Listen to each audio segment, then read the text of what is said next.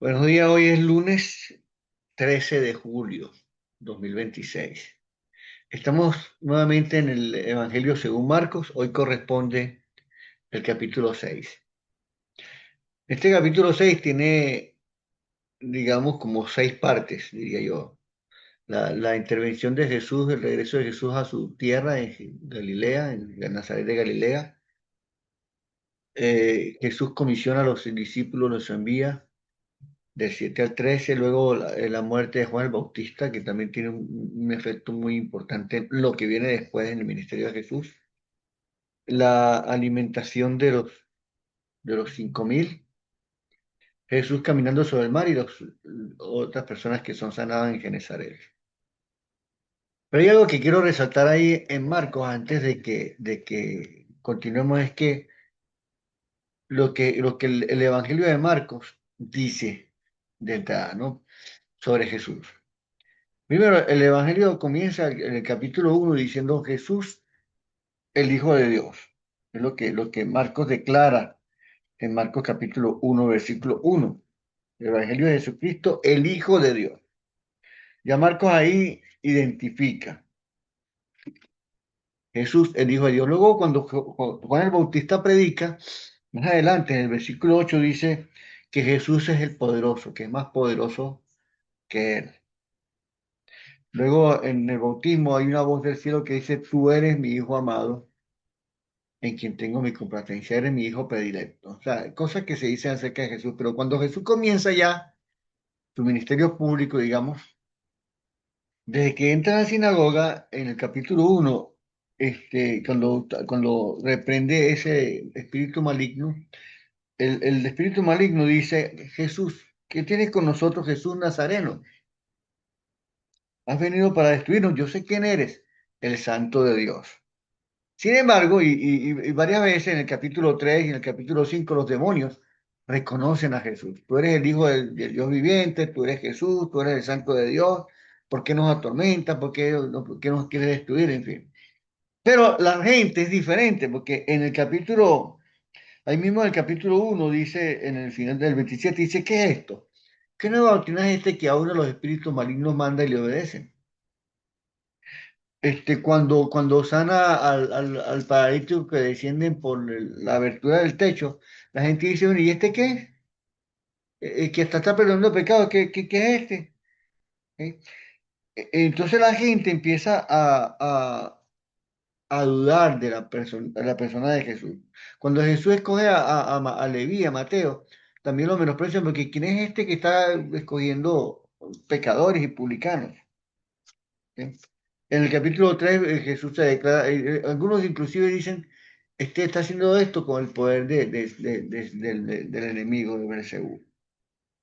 En el capítulo 4 ayer inclusive veíamos eso de las parábolas, Jesús después van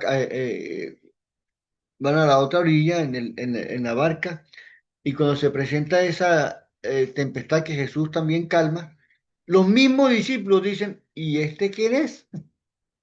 Que le manda a unas tormentas y le obedecen. En el capítulo 5 cuando habla de las diversas sanaciones, al final cuando resucita a la hija de Lázaro, de Jairo, dice que cuando él entró la gente se burlaba de él, que la gente no tiene criterio, y hoy es lo mismo. Mira lo que pasa aquí en el capítulo 6, rapidito aquí vamos a entrar, ¿no? Dice, Jesús salió de allí y vino a su tierra y le seguían sus discípulos. Y llegado el día de reposo, comenzó a enseñar en la sinagoga y muchos oyéndole se admiraban y decían, ¿de dónde tiene estas cosas? ¿Y qué sabiduría es esta que les da y estos milagros que por sus manos son hechos? ¿No es este el hijo del carpintero, hijo de María, hermano de Jacobo, de José, Simón y Judas? ¿No están con nosotros todas sus hermanas? Y se escandalizaban de él. Mas Jesús les decía, no hay profeta sin honra, sino en su propia casa, en su propia tierra, entre sus parientes y en su propia casa. Y no pudo hacer allí ningún milagro, salvo que sanó a algunos pocos enfermos, poniendo sobre ellos las manos. Y estaba asombrado de la incredulidad de ellos y recorría las aldeas alrededor enseñando. Entonces, aquí vemos varias cosas aquí de Marco. Primero, él sale de la región de ahí donde hizo los milagros y regresa a su tierra. Y la reacción de sus paisanos en la sinagoga de Nazaret no era favorable. ¿Ok? Entonces vemos cómo Jesús afronta aquí nuevamente el desprecio y rechazo ahora de su propia gente. ¿Ok? Él sale de allá, deja ese periodo de actividad que vimos en el capítulo 5, la enseñanza de parábolas que vimos en el capítulo 4 de varios milagros, ahora decide el ambiente de su infancia, donde él creció, su familia. Y aquí se retoma la tensión que hubo en el capítulo 3 cuando su familia creía que Jesús estaba fuera de sí, que estaba loco, y lo querían llevar, apoderarse de él para llevárselo. Marcos enfatiza que tanto la enseñanza como los milagros de Jesús requieren fe. Y esta gente, debido a la incredulidad, dice aquí el texto, que Jesús no pudo hacer milagros. Y así pasa con nosotros, hermanos. Aún hoy día, nuestra crecimiento espiritual, nuestra piedad, nuestro beneficio de parte de Dios, depende de la apertura de fe que tengamos. ¿Sí? Si no hay fe, no hay nada. En el texto Jesús ya había sido rechazado por los doctores de la ley, las autoridades religiosas, por los demonios, obviamente, y por los habitantes de la región, de las regiones paganas. Ahora llega a su propia región y lo mismo, ¿no? Incomprendido, rechazado, donde se supone que lo conocían, donde se supone que más era apreciado, que más lo querían, pues. Y el conflicto estalla en el ambiente más sensible. El ambiente más sensible para todos nosotros es nuestra casa, nuestra familia. Y ahí está yo. Entonces Jesús interpreta ese silencio, ese suceso, en esos tres escenarios, la patria, la casa, la familia. ¿Sí? Y se produce ese distanciamiento que se hace cada vez más grande, eh, donde ya llega el punto ya aquí ya llega el punto del no retorno. Ya, ya aquí ya no hay salida debido a la incomprensión, debido al rechazo. Sin embargo, a pesar de esto, no dice que Jesús no hizo ningún milagro, ningún beneficio, sino que no pudo hacer tantos como en otras partes. Y sin embargo dice y que siguió enseñando, que era la tarea de él. ¿Sí? Entonces las respuestas aquí fueron diferentes a las que hemos visto que dije en el principio, que al principio los demonios lo reconocían, pero la gente decía, ¿y quién es este? ¿Y quién es este? ¿Y este qué? ¿Ok? Como no lo conocían, entonces la gente dudaba, lo menospreciaban, lo rechazaban. Ahora viene donde lo conocen, entonces el problema es que lo conocen mucho. Y este es otro problema que actualmente a veces nosotros, la hermandad, lo conocemos tanto que algunas cosas ya las damos por hecho y no es así, no es así.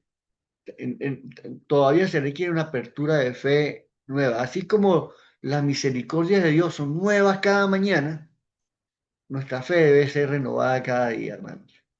Por eso nosotros nos reunimos aquí en Café con Dios, porque nos tenemos una oportunidad de renovar nuestra fe, de renovar nuestras creencias, de renovar nuestras decisiones, de fortalecerlas o de replantearlas. Y aprecio y me encanta mucho que estamos aquí. Entonces esta gente en Nazaret, este, no caen. Y mira las preguntas que formulan. La primera pregunta es, ¿de dónde le vienen tantas cosas? ¿Sí? Es decir, no era para creer, sino era para poner en duda.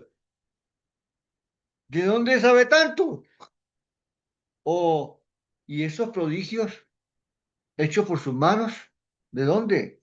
¿No es este el hijo del carpintero, el hijo de doña María y don José, el hermano de estos muchachos? Sus hermanas no están aquí con nosotros. Mira las preguntas que se hacen. ¿De dónde le sale todo esto? Pero era para dudar. Esas preguntas expresan quizá lo que ellos creen de Jesús. Cuáles son las preguntas que nosotros nos haríamos con respecto a lo que sabemos de Jesús? ¿Mm? ¿Y cuáles son las respuestas que le damos? ¿Sí? Este, estas preguntas reflejan un bloqueo hacia la identidad de Jesús, hacia su naturaleza, hacia el origen de sus enseñanzas y de sus milagros, pero también bloquean la respuesta de fe, respuesta del beneficio, también bloquean el beneficio que nosotros podríamos recibir o no. ¿Sí? ¿De dónde es este? ¿De dónde le viene esa cosa? Entonces, no encaja en el auditorio. Mira, el tiempo se nos acaba y mucho que hay aquí en Marcos capítulo 6, pero a mí me llama mucho la atención estos primeros versículos porque podría ser uno. ¿Cuántas veces han dicho eso de nosotros mismos? Epa, epa, pero tú hiciste esto o aquello en el pasado.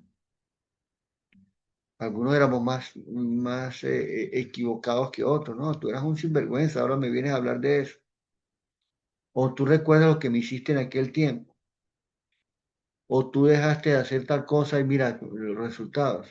Y sí, hay consecuencias y resultados de las cosas que hicimos o de las cosas que dejamos de hacer también.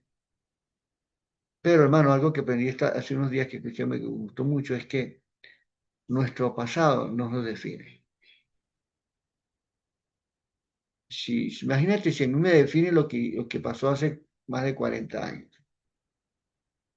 Inclusive cualquier cosa, por muy reciente que sea, el pasado no me define, no nos define.